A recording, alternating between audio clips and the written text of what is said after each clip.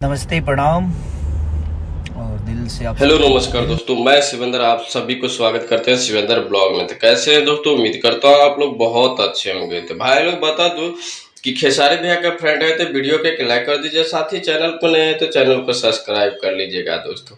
तो भाई लोग दोस्तों बता दूं कि खेसारी भैया का और नीलम गिरी का एक काफी गजब का वीडियो शूट हुआ है, तो आप लोगों को बीच आएगा से 1 से 2 दिन के अंदर में, क्योंकि ग्लोबल म्यूजिक जंक्शन से मतलब कुछ प्रॉब्लम चल रहा है, और जैसे ही प्रॉब्लम खत्म होता है वैसे ही मतलब ये गाने को रिलीज किया जाएगा। तो दोस्तों बता दूं कि खेसारी भैया और अक्षय सिंह का भी मतलब एक काफी गजब का वीडियो शूट हुआ है। मतलब 2-3 आर्टिस्ट के साथ मतलब वीडियो शूट हो चुका है। जैसे ही आते हैं कोई भी पोस्टर तो आप लोगों को वीडियो बना के दे दिया जाएगा। तो भाई लोग कैसे हैं? तो भाई लोग चलते हैं अगले वीडियो में, मिलते हैं। तब तक के लिए अपना ख्याल रखें और ऐसे ही देखते रहिए शिवेंद्र ब्लॉग। और